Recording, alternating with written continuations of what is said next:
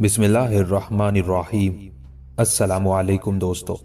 اگلے روز نرسنگ، کرن، کمپل اور سلونت چاروں دیوان خانے میں بیٹھے مندوری سے متعلق گفتگو کر رہے تھے کہ باہر دروازے پر دستک ہوئی۔ اس پر نرسنگ کہنے لگا، دروازہ تو کھلا ہے، دستک کس نے دی ہے؟ پھر ان کے دیکھتے ہی دیکھتے حویلی میں عمر خان داخل ہوا تھا۔ اسے دیکھتے ہی کرن خوشی سے کھل اٹھی تھی۔ دیوان خانے سے باہر نکلی اور دھیمے سے لہجے میں عمر خان کو مخاطب کر کے کہنے لگی، شکر ہے آپ نے بھی اس حویلی میں آنا جانا شروع کیا۔ عمر خان مسکراتا ہوا آگے بڑھا۔ اتنی دیر تک خوشی کا اظہار کرتے ہوئے نرسنگ، سلونت اور کمپل بھی باہر آ گئے تھے۔ اس کے بعد عمر خان کو لے کر سب دوبارہ دیوان خانے میں داخل ہوئے۔ جب سب نشستوں پر بیٹھ گئے تب عمر خان نے نرسنگ کی طرف دیکھا اور کہنے لگا، نرسنگ میرے بھائی، میں تو آج ایک انتہائی اہم کام کے سلسلے میں تمہارے پاس آیا ہوں۔ نرسنگ نے جستجو بھرے انداز میں عمر خان کی طرف دیکھا، پھر کہنے لگا، لگتا ہے میرا بھائی آج کسی وجہ اور علت کے بغیر نہیں آیا۔ میں تو سمجھا تھا میرے بھائی آپ کرن سے ملنے کے لیے آئے ہوں گے، لیکن لگتا ہے آپ کسی اور ہی ضروری کام کے سلسلے میں آئے ہیں۔ جواب میں عمر خان مسکراتے ہوئے کہنے لگا، نرسنگ جہاں تک کرن کا تعلق ہے تو یہ میری ذات سے علیحدہ نہیں ہے۔ میں جب اور جس وقت چاہوں اس سے مل سکتا ہوں، اور یہ جب اور جس وقت چاہے مجھ سے ملاقات کر سکتی ہے۔ نرسنگ جس کام کے لیے میں آیا ہوں، دراصل اس کام میں کمپل کا نام سر فہرست ہے۔ اگر آپ تینوں اجازت دیں تو میں ایک انتہائی اہم موضوع پر کمپل سے گفتگو کر سکتا ہوں۔ احتجاج بھرے انداز میں عمر خان کی طرف دیکھتے ہوئے نرسنگ کہنے لگا، عمر خان میرے بھائی، یہ تم کس قسم کی گفتگو کر رہے ہو؟ اب تم اس گھر کے ایک فرد ہو۔ کمپل کو مخاطب کرنے یا اس سے گفتگو کرنے کے لیے تمہیں کسی کی اجازت کی ضرورت نہیں ہے۔ عمر خان مسکرایا، پھر کمپل کی طرف دیکھتے ہوئے کہنے لگا، کمپل جو گفتگو میں تمہارے بھائی نرسنگ سے کرنے لگا ہوں اسے تم غور سے سننا، اس لیے کہ یہ گفتگو تمہاری ذات سے متعلق ہوگی۔ اس کے بعد عمر خان نے نرسنگ کی طرف دیکھا اور کہنے لگا، نرسنگ معاملہ یہ ہے کہ گزشتہ کئی دن سے بہاولدین مجھ سے یہ کہہ رہا تھا کہ میں اس کے لیے تم سے کمپل کا ہاتھ مانگوں۔ نرسنگ جہاں تک بہاولدین کا تعلق ہے تو وہ ایک طرح سے میرا بچپن کا ساتھی ہے، مجھ سے بہتر اسے کوئی نہیں جانتا۔ تم بھی اس کے ساتھ کافی وقت گزار چکے ہو، اس کے مزاج، اس کی طبیعت سے واقف ہو چکے ہو۔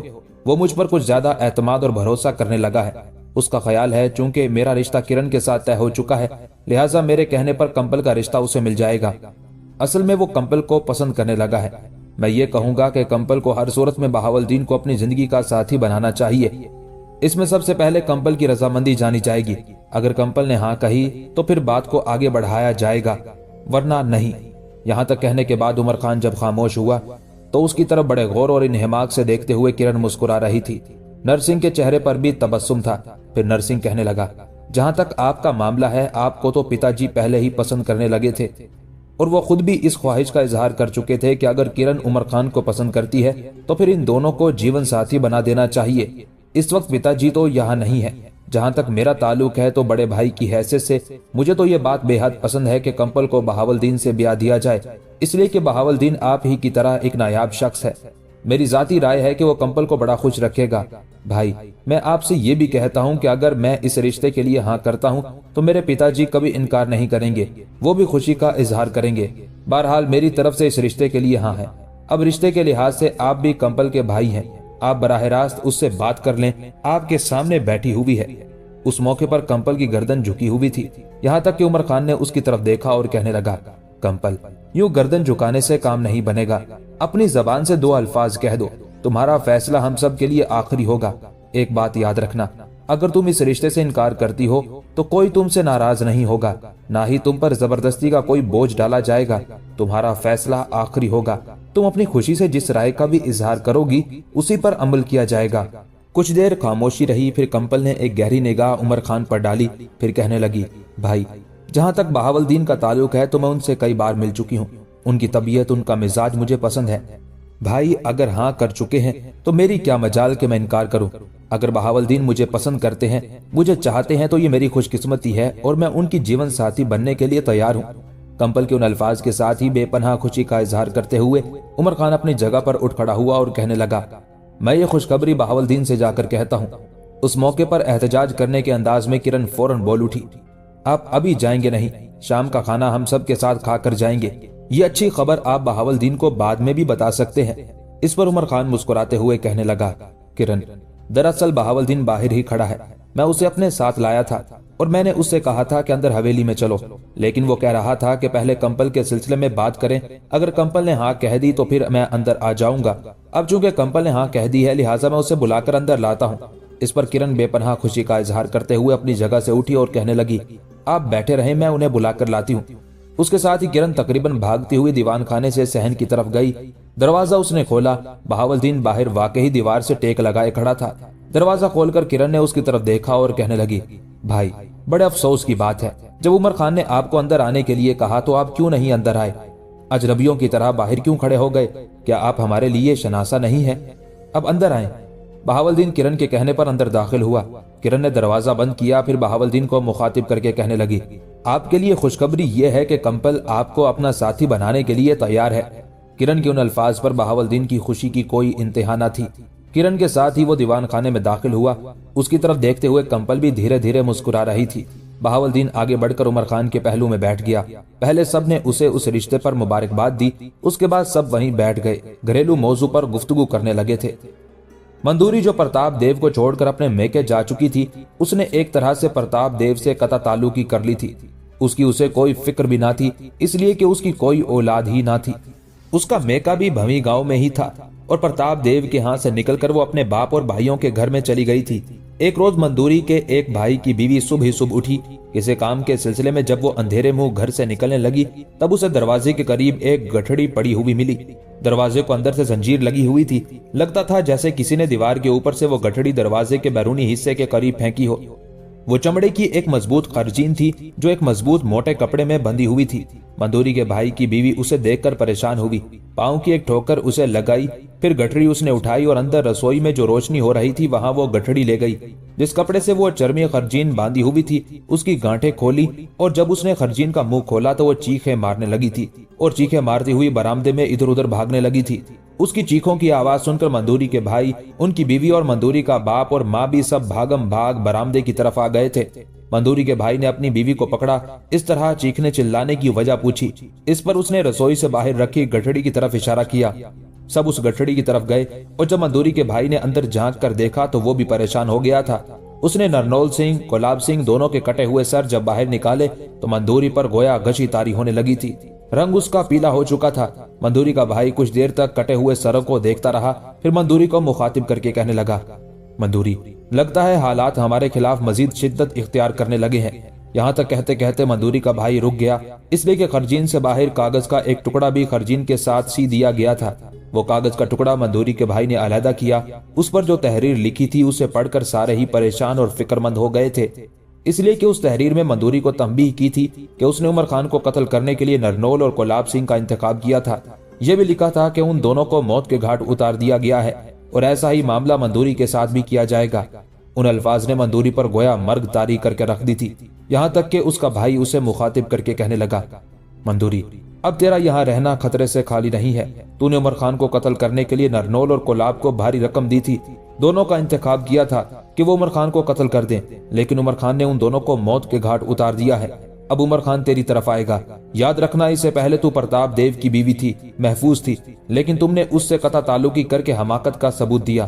اس سے تم مالوا کی رانی تھی لہٰذا محفوظ تھی، اب نہ تم پرتاپ دیو کی بیوی رہی ہو نہ ہی مالوا کی رانی ہو، لہٰذا تم غیر محفوظ ہو گئی ہو۔ دیکھو آج ہی تیاری کر لو، میں تمہیں جونپور میں اپنے عزیزوں کے پاس چھوڑ آؤں گا۔ اگر تم یہاں رہی تو یاد رکھنا چند ہی دن کے اندر اندر عمر خان یا اس کے مقرر کیے ہوئے آدمی تمہیں موت کے گھاٹ اتار دیں گے۔ مندوری، میں جانتا ہوں تم ہمیں کس قدر چاہتی ہو، لیکن اس وقت تمہاری زندگی خطرے میں ہے۔ دیکھو آج رات کی تاریکی میں کوئی دیوار کے اوپر سے گٹھڑی ہمارے گھر میں پھینک گیا ہے۔ عمر خان کا کوئی آدمی رات کی تاریکی میں یہ کام کر سکتا ہے تو رات کی تاریکی میں وہ بڑی آسانی سے تمہاری ہی نہیں تمہارے ساتھ ہماری گردنیں بھی کاٹ سکتا ہے، لہٰذا بہتری اسی میں ہے کہ تم اب یہاں نہ رہو، تیاری کرو، میں تمہیں جونپور چھوڑ آتا ہوں۔ نرنول اور کلاب سنگھ دونوں کے کٹے ہوئے سر دیکھ کر مندوری پر پہلے ہی غشی کی کیفیت طاری ہو چکی تھی۔ اس نے برآمدے کی دیوار سے ٹیک لگا لی تھی اور جب کاغذ کی تحریر پڑھی گئی تو مندوری کی حالت مزید بگڑ گئی تھی۔ اس کے بعد اس کے بھائی نے یہ کہا کہ نرنول اور کلاب کے بعد اب وہ بھی زیادہ دن زندہ نہ رہ پائے گی، قتل کر دی جائے گی، لہٰذا وہ یہاں سے جونپور منتقل ہو جائے تو مندوری کے اوسان خطا ہونے میں جو کسر رہ گئی تھی وہ بھی پوری ہو گئی۔ دیوار سے ٹیک لگائے لگائے اچانک وہ زمین پر گر گئی۔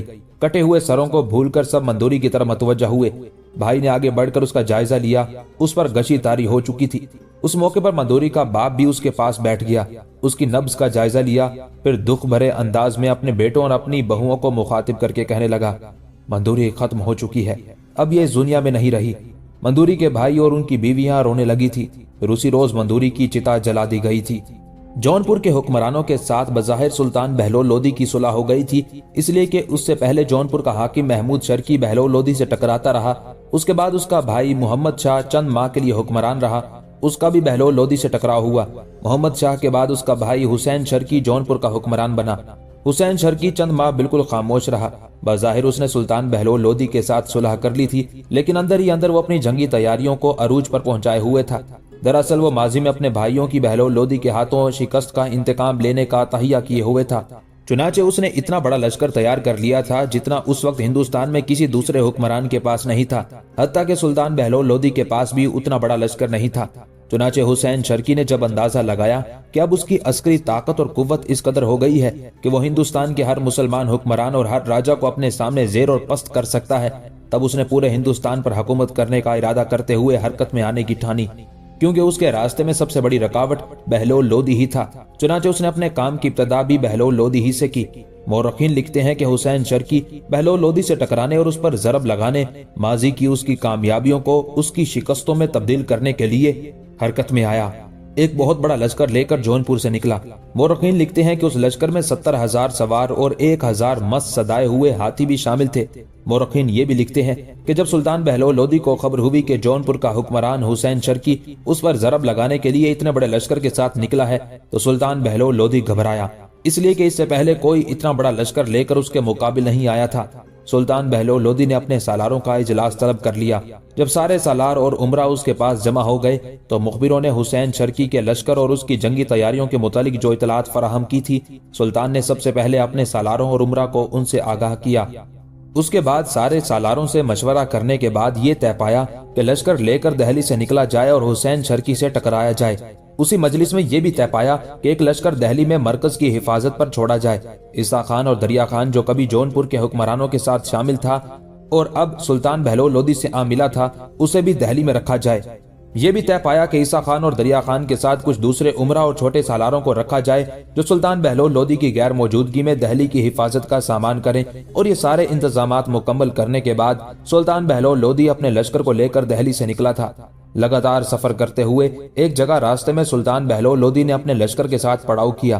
اسی پڑاؤ کے دوران سلطان بہلول لودھی کے وہ مخبر جو اس نے دہلی سے روانہ ہونے سے پہلے اپنے آگے بھیجے تھے تاکہ حسین شرکی کے لشکر کا جائزہ لے، وہ اسی پڑاؤ کے دوران سلطان کی خدمت میں حاضر ہوئے۔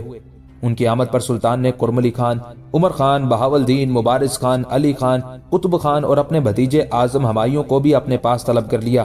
اس کے بعد مخبروں کو مخاطب کر کے کہنے لگا، میرے عزیزو، اب سارے سالار یہاں جمع ہے، ان کی موجودگی میں کہو تم کیا خبریں لے کر آئے ہو۔ اس پر ایک مخبر بولا اور سلطان بہلول لودھی کو مخاطب کر کے کہنے لگا، سلطان محترم، حسین شرکی اپنے لشکر کے ساتھ ابھی بہت دور ہے، چونکہ اس کے لشکر کی تعداد بہت زیادہ ہے، اس لیے اس کے آگے بڑھنے کی رفتار بھی تھوڑی ہے۔ حسین شرکی بذات خود لشکر میں شامل ہے، اس کا بھتیجا جو کبھی ہماری اسیری میں تھا وہ بھی لشکر کے ایک حصے کی کمانداری کر رہا ہے۔ ہم پر ضرب لگانے کے لیے حسین شرکی نے جو منصوبہ بندی کی ہے، اس کے تحت ہماری سرحدوں پر آنے کے بعد حسین شرکی اپنے لشکر کو 2 حصوں میں تقسیم کرے گا۔